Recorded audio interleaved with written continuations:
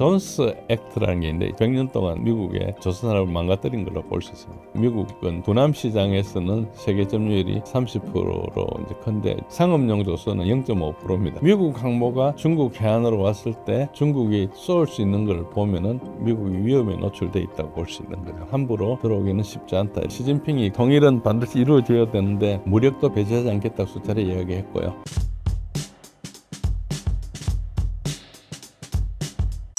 미국 조선업이 많이 망가진 상황이라던데 어느 정도인가요? 조선업이 망가진 건 여러분 다 알고 있습니다. 어쨌든 세계 조선업 변화는 뭐 이게 저보다 구독자 여러분들 훨씬 잘 알 건데 8, 90년대는 일본이 전성기였고 우리가 70년대 80년대 가면서 아주 현대식 조선 시설을 만들었어요. 대우조선이 대표적인 건데요. 물론 한대나 삼성도 잘했고요. 처음에 80년대는 일본이 50%였는데 한국이 이제 90년대 중반부터 일본을 추격하기 시작하고 그때 중국은 이제 조선 사람 육성을 시작합니다. 2000년대 가면 한국이 세계 1위가 되고 중국이 급성장하고 일본은 추락하고 되고요. 그러다가 조선업은 금융이 사이클에 따라서 위축됐다가 말았다가 한번 할 때마다 구조조정하고 이런 일이 막 발생합니다. 어째 보면 운송하는 해운사들이 거의 도박업 비슷하거든요. 굉장히 투기적인 성향이 강해가지고 배가 없을 때는 뭐 운임이 엄청나게 올라갔다가 조금 배가 넘치면 떨어지고 이러는 상황입니다. 어쨌든 2010년대 와가지고 중국이 1위가 됐고요. 한국은 이제 살아남기 위해서 부가가치 전략을 해서 한국은 아직까지 기술 집중을 하고 있고 일본은 완전히 쇠퇴했다고 보시면 됩니다. 2020년대 와가지고는 이제 친환경 이런 걸 하기 때문에 우리가 조금 낫죠. 그런데 한국, 중국은 중국도 계속 기술 개발하고 있으니까 이제 경쟁을 하고 있고 인도, 베트남 쪽으로 많이 가고 있습니다. 베트남 같은 경우는 우리도 가서 이제 우리 조선사들이 거기 만들기도 하고 그런데 어쨌든 인도, 베트남 쪽으로 가고 있고 그저는 인건비하고 좀 관계가 있고 우리가 인력들이 서서히 줄어들고 있습니다. 그런 거하고 관계가 있습니다. 미국 조선업은 벌써 80년대부터 쇠퇴하기 시작했습니다. 그래서 7, 80년대부터 쇠퇴를 해가지고 70년대 초반에 한 15% 정도였었는데 80년대 말에 가면 5% 미만으로 떨어지고요. 일본, 유럽의 저가 경쟁에 밀리고 미국이 높은 노동 비용과 이제 조선소가 생산 효율성이 부족해서 그랬고요. 군함을 주로 했고 대형 유조선을 하다가 90년대 오고부터는 거의 뭐 그것도 3% 미만으로 점유율로 가고 2000년대 가면 1% 미만으로 갑니다. 그래서 상업용 선박에서 거의 퇴출했다. 그 중에 하나가 존스 액트라는 게 있는데 1920년도에 미국 내 해상 운송은 미국산 선박만 사용한다. 그러니까 어째 보면 산업 보호를 한 거죠. 그러다 보니까 저기가 경쟁력이 떨어진 겁니다. 원래 경쟁을 해야지 사는데 보호를 하면은 결국 옛날에 보십시오. 뭐 한국산 세탁기 가지고 난리치고 하다가 그 다 망해요. 경쟁을 안 하면 망한 거죠. 지금 중국 가지고 무슨 이야기를 많이 하는데 중국이 엄청나게 경쟁이 심하거든요. 중국을 자꾸 보조금만 이야기하는데 중국에서 엄청나게 망하고 살아남은 들어오는 거예요. 그러니까 내부적으로 굉장히 경쟁력이 있는 거죠. 그런 경쟁력이 되게 중요한. 그러니까 경쟁을 해왔기 때문에 어쩌면 존스 액트가 지금 100년 넘었댔잖아요. 저게 100년 동안 그 미국의 조선산업을 망가뜨린 걸로 볼 수 있습니다.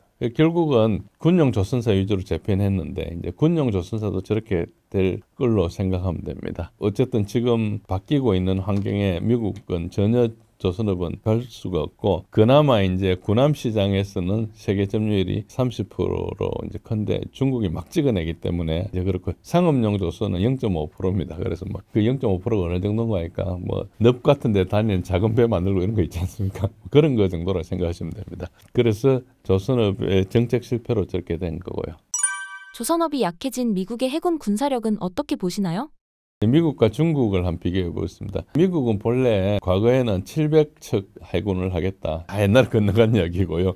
90년대 불가능한 게 있고 300척을 하려고 그러는데 300척을 아직 못하고 있습니다. 290척 조금 됐네. 중국은 척수를 넘었습니다. 척수를 넘었고 항공모함은 보시다시피 미국이 세계적으로 압도적이고요. 실력이나 뭐 이런 숫자나 이런 게 압도적이고 중국은 겨우 이제 조금 하고 있는 걸로 보시면 됩니다. 그래도 중국 기술이 빨리 발달한 것은 엔지니어들, 그 스템 출신이 되게 많거든요. 미국보다 훨씬 많기 때문에 저거 따라잡는 것은 크게 문제가 아닐 겁니다. 구축함도 이제 알레이 버크급이 92척이죠. 그런데 알레이 버크급하고 055급은 055급이 훨씬 좋습니다. 척수는 좀 딸리죠.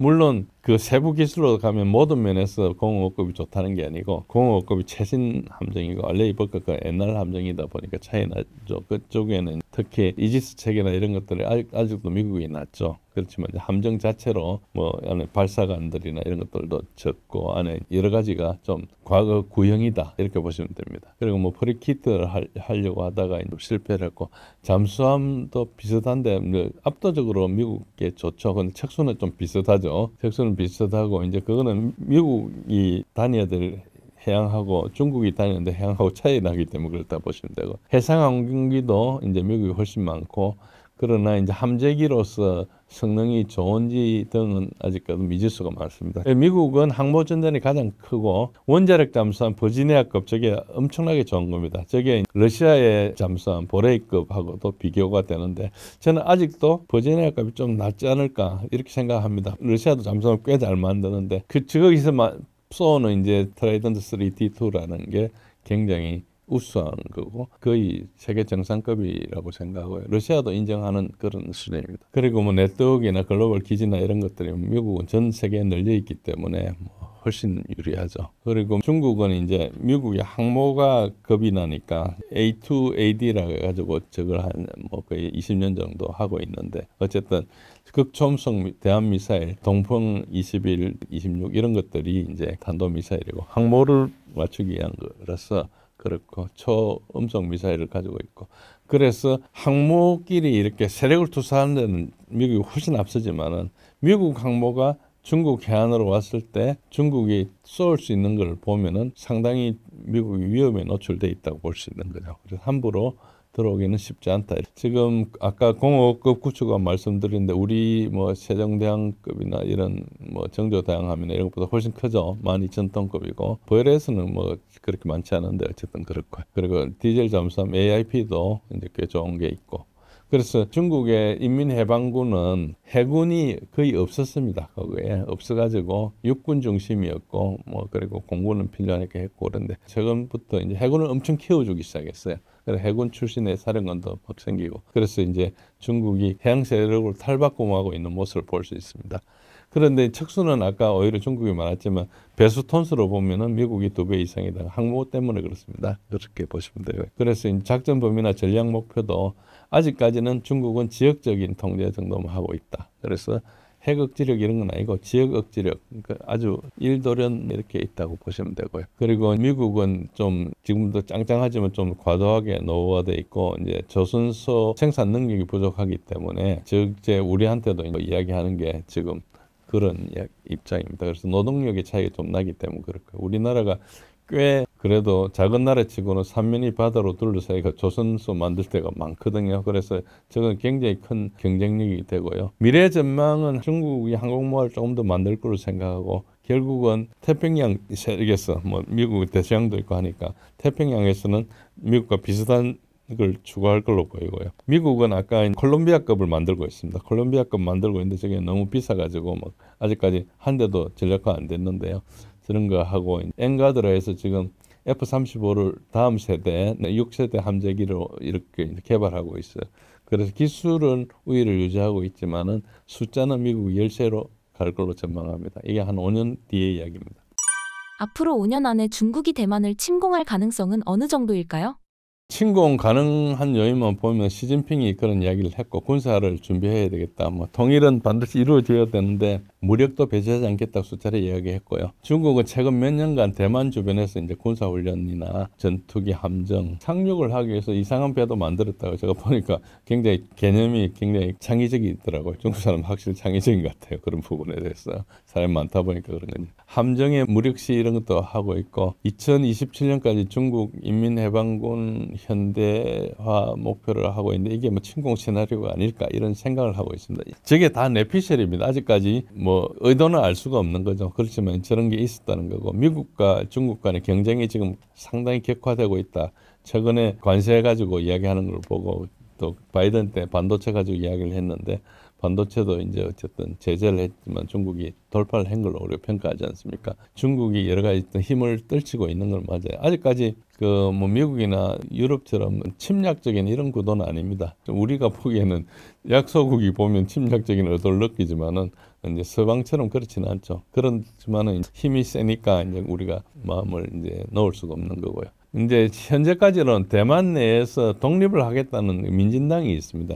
이쪽이 계속 여론이 높으면은 결국은 독립을 허용하지 않기 때문에 이게 중국이 긴장 고조하고 중국이 제로투스나겠다 하는 쪽으로 가지 않을까, 이런 하나의 침공 가능 요인이고, 그렇지 않은 것은 이제 반대 요인은 정치적 부담이 많습니다. 일단은 침공을 하면은 미국, 일본, 호주, 뭐 우리가 갈지 안 갈지 모르지만 국제 연합으로 대응을 해서 어쨌든 하겠죠. 그러니까 중국이 대만을 침공하지 않는데 여기서 그냥 공격하기는 어렵지 않습니까? 뭐 가짜로 뭐 침공했다는 걸 만들어내든지 무슨 수를 쓰더라도 침공한 걸 주장해야지 할 수 있을 건데, 저런 상황이 오면은 중국이 좀 어려울 거기 때문에 안 할 거다. 그래서 경제 제재나 무역 붕괴나 뭐 지정학적 고립 뭐 저걸 지금도 사실 좀 막고 있지만, 그래도 중국이 원체 시장이 그 전 세계 무역이 차지하는 비중이 크니까 이제 가고 있죠. 미중 전쟁이 계속 격화될 거예요. 침공을 하게 되면은. 그래서 이제 그것도 상륙 작전이라는 게 또 굉장히 어렵습니다. 상륙 작전이 세계에서 가장 어렵죠. 우리가 뭐 노르망디나 뭐 인천 상륙 작전 이야기하지만 실패한 건 이야기 안 하거든요. 실패한 건 훨씬 많습니다. 그래서 굉장히 어렵다는 거고요. 대만은 아시다시피 이제 이렇게 돼 있습니다. 거의 방어에 유리하기 때문에 약간 기울어져 있죠. 그렇고 미국 등에서 무기와 훈련을 지원해주기 때문에 지금 뭐 미국이 대만에 줬다 말았다 하고 있는데, 그것은 이제 미국하고 대만이 외교 관계가 없어요. 대사는 아니거든요. 대사관 아니고 뭐 문화원 비슷한 걸 가지고 하는데, 그러니까 이제 그런 게 한계가 있죠. 중국 내부 문제는 대만 내에서 여론이 높은 거 하고, 또 여러 가지 이제 중국이 경제가 어렵다든지 요즘 부동산으로 몇 년 동안 위기가 있었죠. 청년 실업률 이런 게 이제 불만이 있어서 이런 것 때문에 대규모 전쟁을 해가지고 중국이 대규모 전쟁을 할 정도의 경제력이 있다고 보기엔 좀 힘들어요. 그래서 침공 가능성은 낮다. 그렇지만 무시할 수는 없다. 그러니까 뭐 그래서 능력을 갖춘다 이렇게 보시는 게 맞지, 당장 침공할 거냐 이렇게 보는 것은 약간 좀 과도하게 평가하는 거고, 아직까지는 낮다. 양안 전쟁이 현실화될 경우 중국군이 어떤 전략을 취할 가능성이 높나요? 몇 가지 이제 있죠. 중국과 미국의 전략 조합, 중국이 막 굉장히 빨리 대만을 점령하고 미국은 소극적으로 하면은 뭐 어떻게 되겠습니까? 그런 거하고 비슷하고 대만은 망하겠죠. 미국이 적극적으로 중국하고 전면전을 하는 그런 시나리오에서는 대만 방어 성공 가능성이 좀 있지만은 엄청나게 피해가 있겠죠. 저거 해서 남는 게 없거든요. 중국을 쓰러뜨려 가지고 다시 200년 전으로 돌리겠다 이런 자신이 없으면 할 수 없는 겁니다. 그래서 뭐 제한적 충돌이 좀 가능하지 않을까, 뭐 이런 정도로 생각하면 될 거고요. 신사임당 구독자분들께 한마디 부탁드립니다. 5주 전에 나와서 다시 이제 그간의 변화한 러우전 상황을 좀 말씀드렸습니다. 미국과 러시아 간 협상에 대해서는 사실 더 모호해졌어요. 알려진 바가 거의 없는 상황이고, 여러 가지 만나고 여러 가지 이야기가 나오는데 아직까지 혼란한 상태인데, 그것은 협상이 잘 진행되고 있다는 뜻일 수도 있습니다. 우리가 상당히 의미가 있기 때문에 밝혀지지 않고 협상을 계속하는 것이거든요. 끝날 단계는 아니지만 일단 그렇고요. 근데 러시아는 일단 협상에 의지할 필요가 없기 때문에 협상은 러시아가 엄청나게 유리하고, 군사력 균형이 깨져 있기 때문에 정전협정은 서방에 좀 쉽지 않고 있고요. 우크라이나와 유럽의 태도가 불변하기 때문에 불확실성은 아주 여전히 높은 상태고, 아까 제가 3차 대전도 말씀드렸는데 당장 일어나지는 않겠지만 그 정도로 지금 괴리가 있다. 그리고 이제 그동안의 오정보가 좀 지배했는데 전장이 변화되고 내려되고 붕괴해서 상당히 개선 중인 것은 그때보다 지금도 조금 더 개선됐고요. 제가 운영하는 신제일의 군사력 이해하기 위해서 상황을 업데이트하고 조금 자세한 분석을 좀 보시려면 방문하셔서 보시고 같이 논의하고 공부를 하는 그런 시간을 가졌으면 좋겠습니다. 들어주셔서 감사합니다.